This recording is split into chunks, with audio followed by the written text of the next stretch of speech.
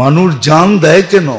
অতীত ইতিহাস টুকাইলে দেখেন আল্লাহর নামে জান দিয়া দিছে। কেন দেয়? হাদিসে তো অনেক আছে কাহিনী। বর্ষা মারছে, বুকে ভেদ করে গেছে, রক্তের ফোয়ারা চলতেছে, আর মুস্কি হাসতেছে আর বলতেছে ফুস্তু রব্বিল কাবা, রব্বে কাবার কসম আমি কামিয়াব। কামিয়াব সত্য।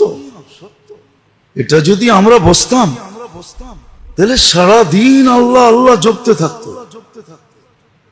সারাদিন আল্লাহ আল্লাহ করতে থাকতো। আল্লাহকে ভুলার তো প্রশ্নই ওঠে না। আজকে তো উল্টা চিৎকার দিতে হয়, ওয়ালা তাকুনু কাল্লাযীনা নাসুল্লাহ। এটা তো উল্টা চিৎকার। আল্লাহ মুমিন মুসলমানকে বুঝাইতেছে ওদের মতো হয়েও না, নাসুল্লাহ যারা আল্লাহকে ভুলে গেছে তোমরা হয়েও না। বাংলা একটা ছন্দ আছে, সবাই বলে বলুক তুমি বইলো না। সবাই বলে বলুক তুমি বইলো না। আল্লাহ আমাদেরকে বলতেছেন সবাই বলে বলুক উম্মতে মুহাম্মাদি মুসলমান তোমরা আমারে ভুলো না। ওয়ালা তাকুনু কাল্লাযীনা নাসুল্লাহ ফাআনসাহুম আনফুসাহুম উলাইকা হুমুল ফাসিকুন। তো আল্লাহর সাথে আমাদের এক মহব্বতের সম্পর্ক আছে, যার কারণে আল্লাহ সুযোগ দেন, নাইলে সুযোগ দিতেন না, নাইলে সুযোগ দিতেন না। যেখানে নাফরমানি ওইখানেই ধরতেন।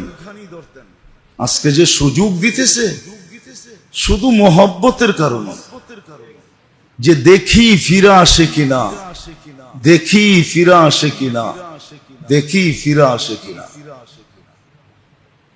দেখি ফিরা আসে কিনা। শুধু দেখতে থাকেন যে ফিরে কিনা দেখি। আবার চিৎকারও দিতেছেন লাআল্লাহুম ইয়ারজিউন, ফিরো ফিরো, দেখি ফিরা আসে কিনা। তো এক মহব্বতের কারণে আমাদেরকে সুযোগ দিতেছেন, নাইলে কিন্তু সুযোগ দেওয়ার কথা না। যেখানে নাফরমানি ওইখানে ধরার কথা ছিল। নাফরমানি করতে দেরি, ধরতে দেরি নাই, এটাই হওয়া উচিত ছিল, কিন্তু না, এটা করেন না। তাইলে রহমান হইলেন কি করে? তাইলে রহিম হইলেন কি করে? রহমান আর দুনিয়া ও রহিমা হুমা, রহমান হইলেন কি করে? এই জন্যই রহমান বিদায় জাগারটা জায়গা ধরেন না। একটু আপনি ভাবেন না, গুনাহ করে ডাইন দিকের ফেরেশতা বাম দিকের ফেরেশতাকে বলে লিখো না। কেন গুনাহ না করলো? এত বড় গুনাহ দুইজনে মিলা চোখে দেখলাম, তারপরও কেউ লিখো না।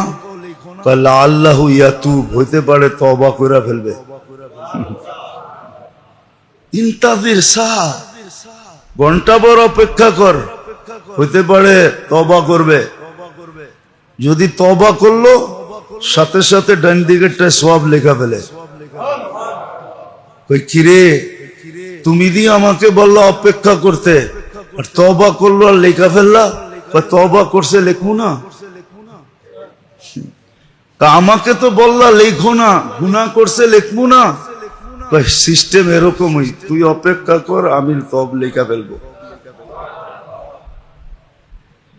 একটু ভাবেন না এটা কতটুকু মহব্বতের পরিচয় হইলে গুনাহ করলো, দুনিয়া দেখলো, ফেরেশতা দেখলো, তারপর একজন আরেকজনকে বলে লেখিস না। লাআল্লাহু ইয়াতুব। হ্যাঁ, আমাদের আসলে অনুভূতি শক্তিও হারায় গেছে। আদম আলাইহিস সালাম বলছিলেন যে ফুদ্দিলা আলাইয়া উম্মাতা মুহাম্মদ বিআরবাঈন, চার জিনিস দ্বারা উম্মতে মুহাম্মদীকে আমার উপরে ফজিলত দিয়েছে। তার ভিতরে একটা হলো আমি ভুল করছি কবে, আর আমার ভুল মাফ হইছে কবে। কিন্তু উম্মতে মুহাম্মদী ভুল করবে, মাফও চাবে না। ওইখানে খাড়া দাঁড়ায়া খালি বলবে আল্লাহ কি করলাম। এটার ভিতরে মাপ আছে নাকি? মাপের শব্দ আছে? আল্লাহ কি করলাম বলতে দেরি, আল্লাহ বলতে দেরি করবে না। আলিমা আবদি আন্না লাহু রাব্বা ফাগফারতু লা, বান্দা আমাকে আল্লাহ বলে স্বীকার করলো, মাফ করে দিলাম। কেমন ভালোবাসা! এই জন্যই আমাদেরকে সুযোগ দিতেছেন, নাইলে সুযোগ দিতেন না। আজকে ভালো মতে বোঝেন, আবার 3 জুমা পরে বেঁচে থাকলে আপনাদের সাথে দেখা হবে, যদি আল্লাহ বাঁচায় নিয়ে আসে। কেননা মানুষ হজে যায় তখন এটাই ভাবে হয়তো নাও আসতে পারি। রাইখা দিলে কি করা যাবে, ঠিক না?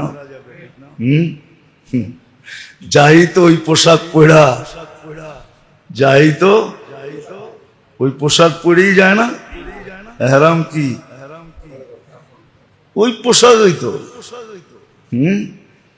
যাই তো দিদারের জন্য, চির দিদার হয়ে গেলে করবে কি? যদি পছন্দ করে চির দিদার দিয়া দিল, হ্যাঁ, যে দিদারের আশায় হস্ত হলো দিদার।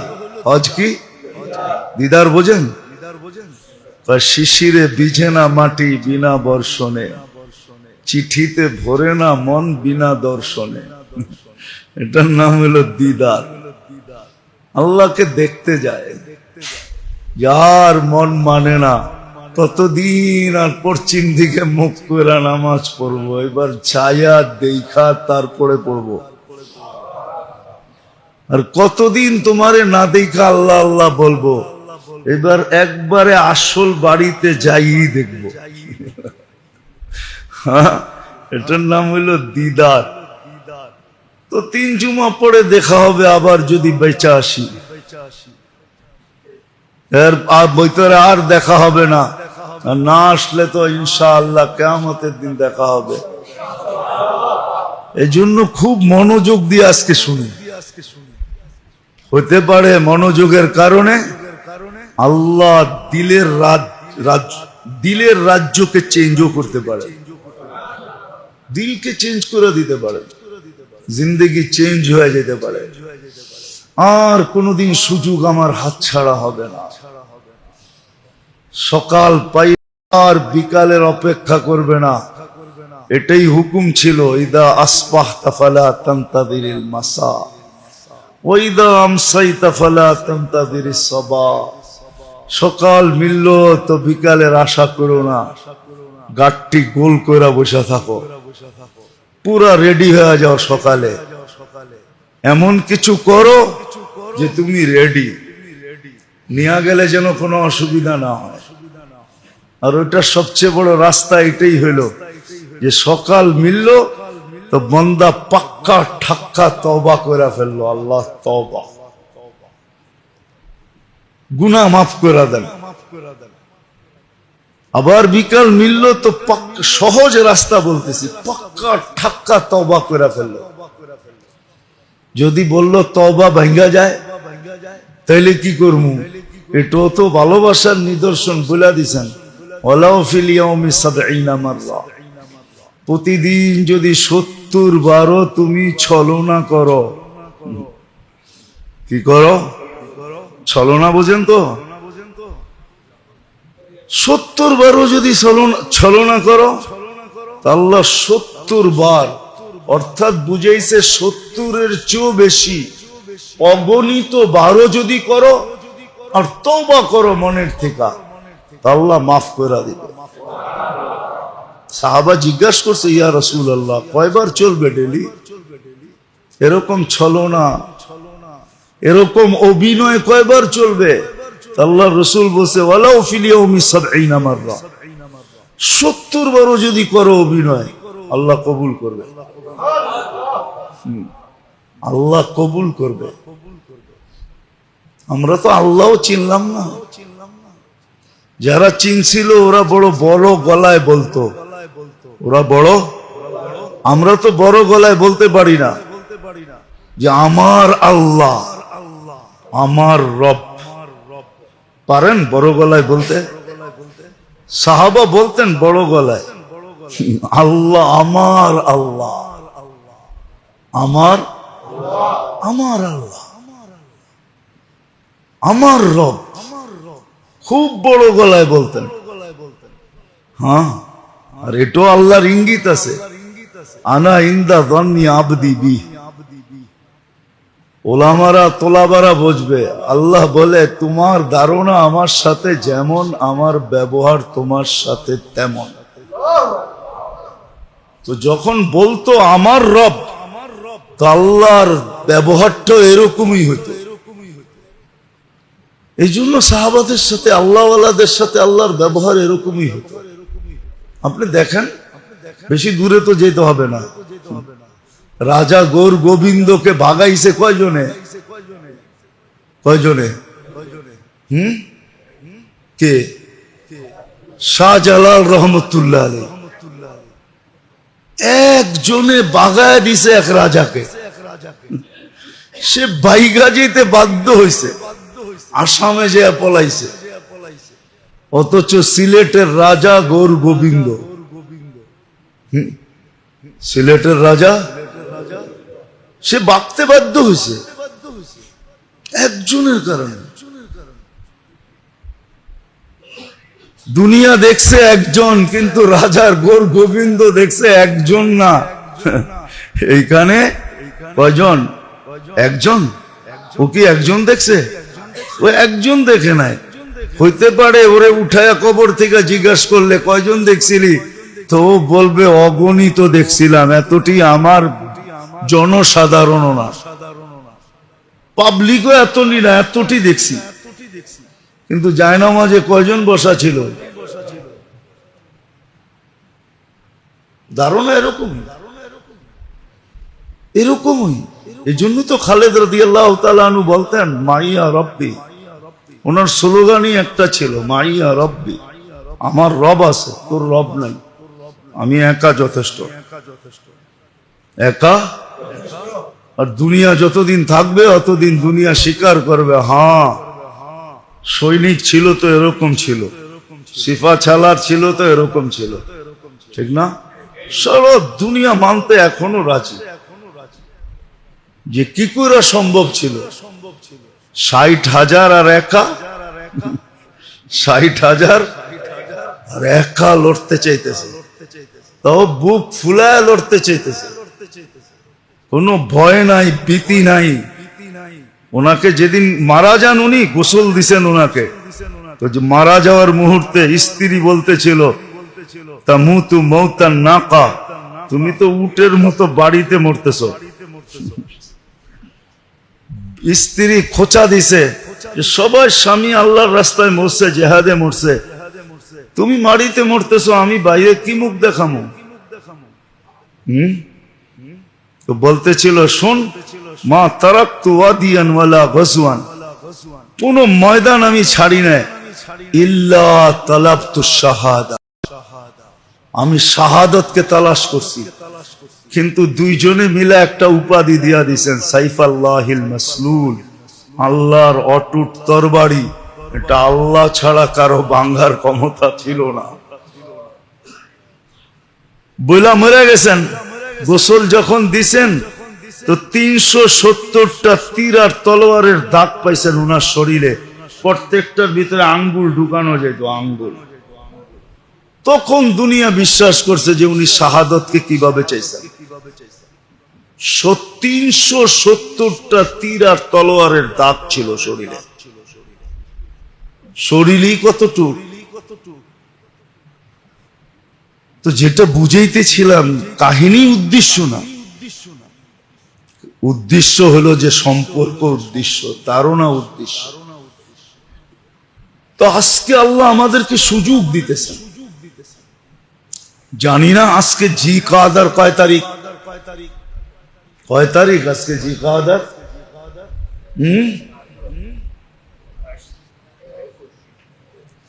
আজকে 21 তারিখ, ঠিক না? আরে না,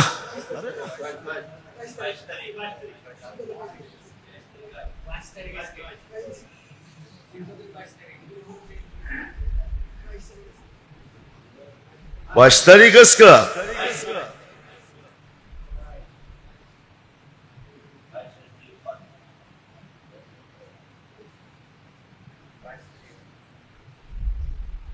আজকে ইংরেজি কই হ্যাঁ আজকে 22 তারিখ আজকে 22 তারিখ আর 8 দিন পরেই শুরু হবে 7 দিন 7 তারিখ থেকে ঠিক না জিলহজ শুরু হবে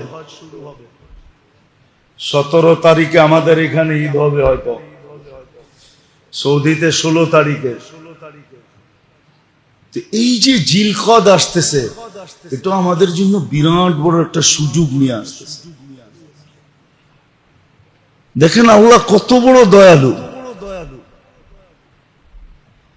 আল্লাহ মাইনা নিছেন মনে হয় যদিও আমার কথাটা বলাটা ঠিক না তারপরও বলতেছি যদিও দুনিয়া কামানের সিজন মুসলমান রমজানকে বানায় নিছে ঠিক না দুনিয়া কামানের সিজন কি আচ্ছা কোথাও হোক আর না হোক ইসলামপুরে তো বাবুরহাটে তো গাউসিয়ায় তো ঠিক না রমজান কি আরো এরকম বলা যেতে পারে শাহজাদপুর আছে বেলকুচি আছে